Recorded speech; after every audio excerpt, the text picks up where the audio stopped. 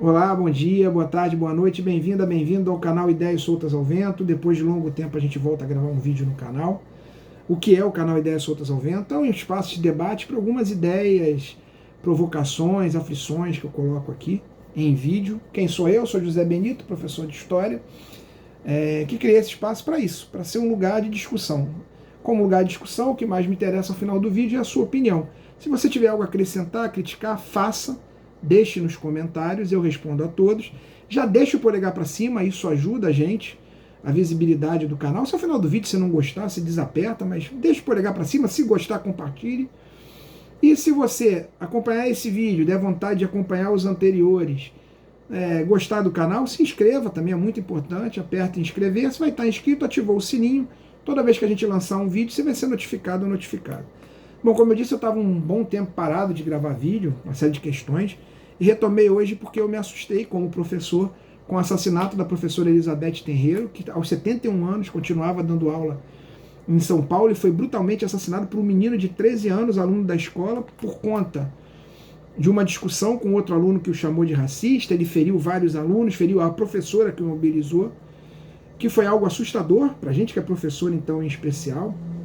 Ver uma colega de trabalho que muito provavelmente por vontade própria, né, porque gostava da profissão ou porque precisava por conta da fragilidade da aposentadoria de hoje em dia, né, ela precisava continuar trabalhando, uma colega no exercício da sua atividade ter sido brutalmente assassinada num espaço que a gente, utopicamente, ao longo dos anos, sacralizou, óbvio, porque é um espaço onde estão as crianças, onde está o futuro, onde está a perspectiva da construção de um futuro melhor para o país, né. Essa é a utopia que a gente tem da escola. E a gente tem visto nos últimos anos, com o aumento da violência no mundo, em especial no Brasil, que já é um país violento, a violência como resposta às incertezas. Tem vários vídeos que eu digo isso aqui, né? Aos medos das crises econômicas, de um mundo cada vez mais excludente. A violência é vendida, inclusive politicamente, de forma criminosa por alguns políticos de extrema-direita, como era o caso do presidente anterior, né? E todo o seu séquito. A violência como resposta a tudo, essa violência acaba tendo desdobramentos e aumentando e piorando um cenário que já é ruim. Então a ideia aqui nesse vídeo, primeiro é tratar um pouco desse aumento da violência, de como esse aumento da violência atinge desigualmente setores da população, e tentar entender que esse aumento da violência dentro da escola é só mais uma pedrinha no muro de ataques, ou mais uma bala no canhão de ataques à educação pública, num país que nunca gostou da educação pública pela sua potência transformadora. Não é por acaso.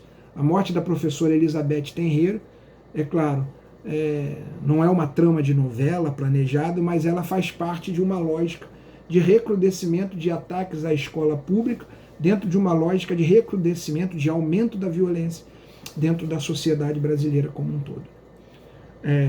Só para retomar o primeiro ponto, falar da violência, como eu disse, tem vários vídeos nossos aqui discutindo isso.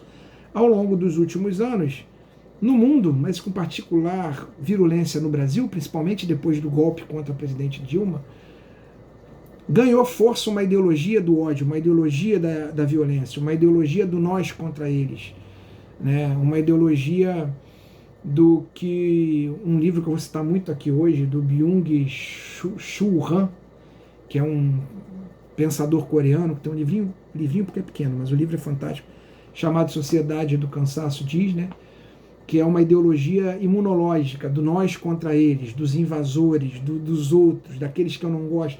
Eu já gravei vários vídeos nessa linha aqui, e essa lógica imunológica de que eu preciso atacar quem me ameaça, quem me gera insegurança, né, em que eu viro minha metralhadora de ódio e de medo para vários setores da sociedade, porque eu também não sei, eu no caso, quem está imerso e acredita nessa lógica da violência, eu não sei quem são meus algozes, né? As pessoas compraram isso, esse discurso da violência, da autodefesa, formulado, como eu disse, inclusive politicamente, né? O governo Bolsonaro, ele foi criminoso nesse sentido, pensando na vida em sociedade, né? Com a sua lógica dos CACs, né, dos clubes de tiro, da possibilidade de você andar armado e resolver seus problemas. Alguém vai dizer, mas o aluno estava com uma faca, mas eu estou falando de um ideário, de uma lógica que ganhou força como a violência como solução para os problemas. Isso quando cai em terra fértil, como a sociedade brasileira, que é uma sociedade violenta na origem, uma sociedade oligárquica, de lógica escravocrata, de violência principalmente contra os mais pobres, de desvalorização da vida dos mais pobres, dos negros, das mulheres. Quando cai nessa sociedade, ele encontra terreno fértil para se expandir. E o que é pior, essa lógica de violência se expande ainda mais em lugares onde a violência foi naturalizada por conta da lógica excludente e bárbara da nossa elite. A nossa elite sempre deixou para a população mais pobre a violência, a morte, como uma companheira de viagem.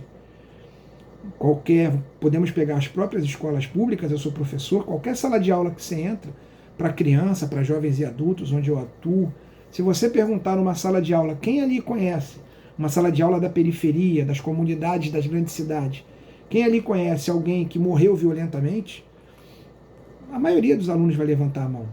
E boa parte vai tentar justificar. Não, morreu porque era bandido, não morreu porque mexeu com a mulher do outro, morreu. Ou seja, a violência está presente e ela é aceitável, quando não deveria ser. Não deveria ser porque essa mesma violência não está nas elites. A galera que prega o conflito, a violência, o tiro, quando tem que se afrontar nos raros momentos com a força policial do Estado, como foi, por exemplo, a invasão da casa do vizinho do Bolsonaro, que era traficante, aparentemente traficante de armas, onde se encontrou 300 fuzis, a violência não está ali presente. Bem diferente de uma operação policial numa comunidade, onde a violência e o extermínio de jovens é até aceita como solução.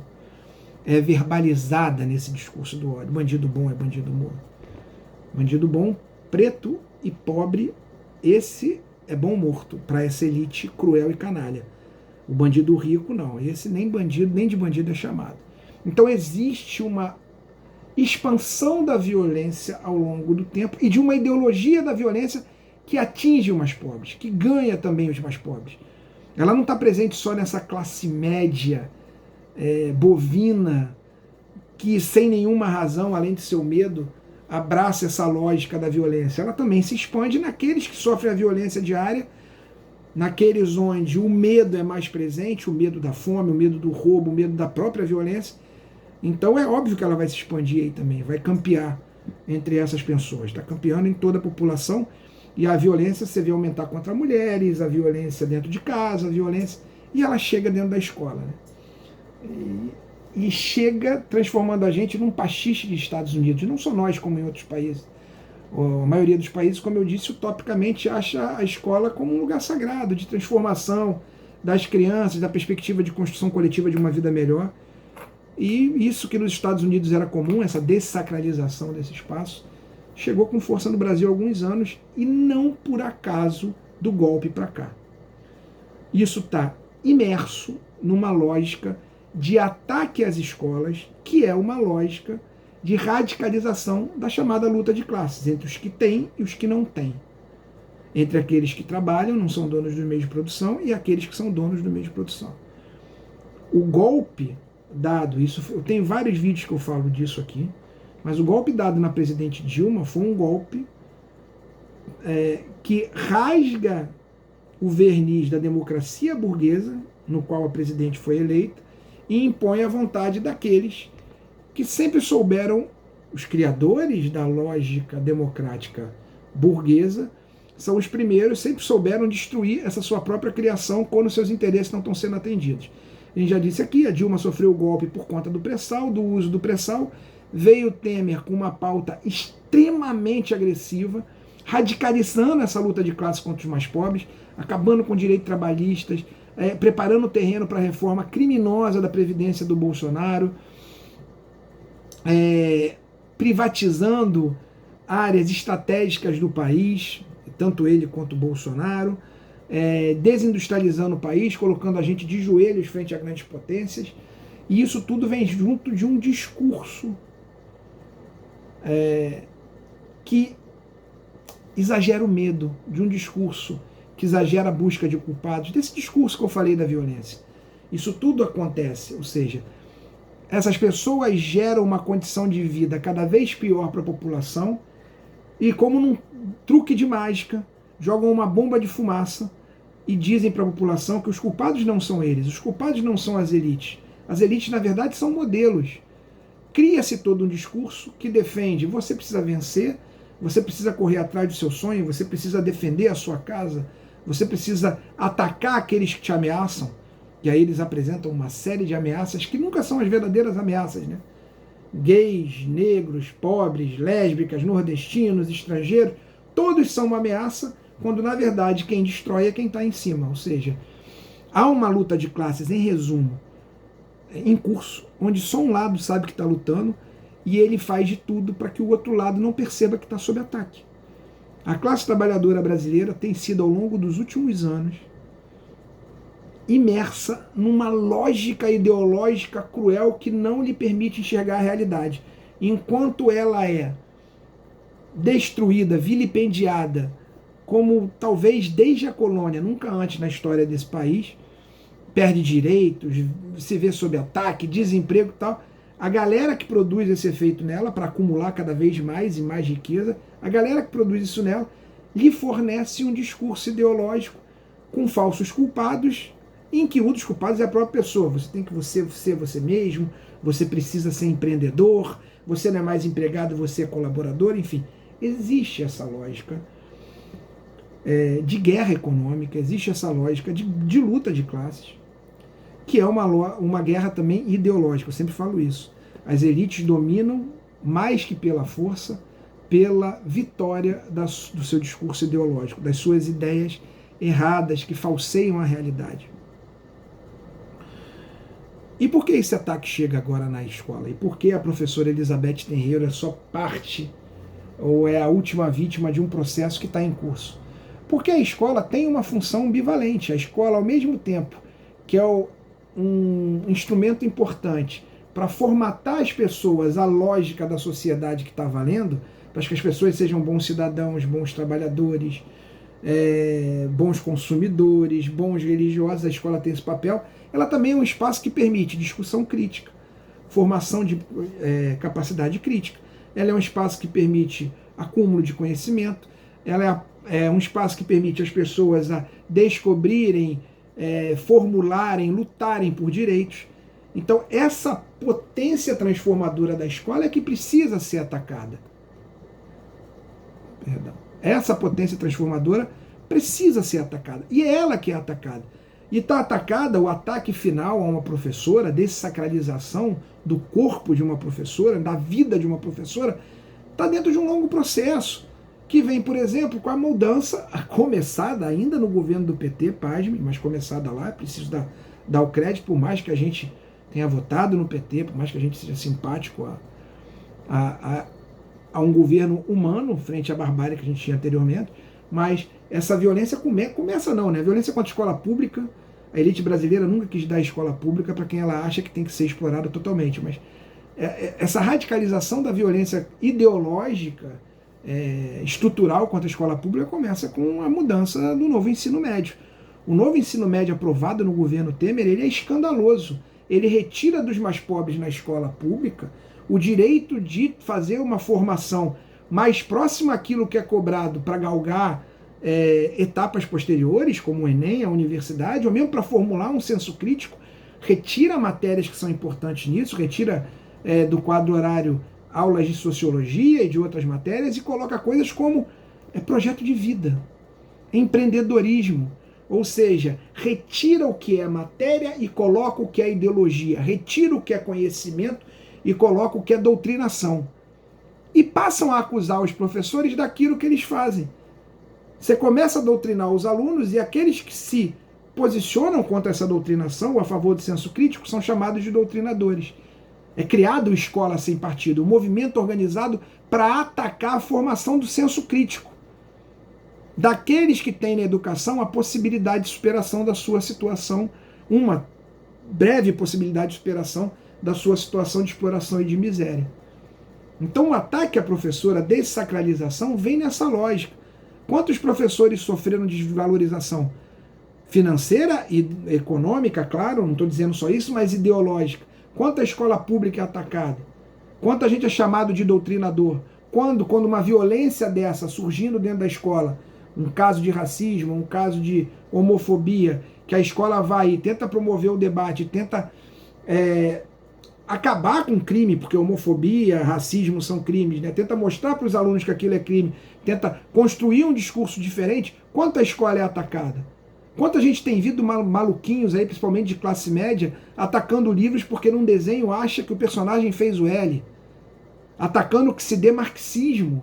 Aí eu não posso mais falar de Marx dentro de uma escola. Há escolas de grandes redes, né, onde estudam filhos de amigos meus, que eu sei, por exemplo, que na hora de trabalhar sociologia, escolas que mantêm, que não caíram na falácia do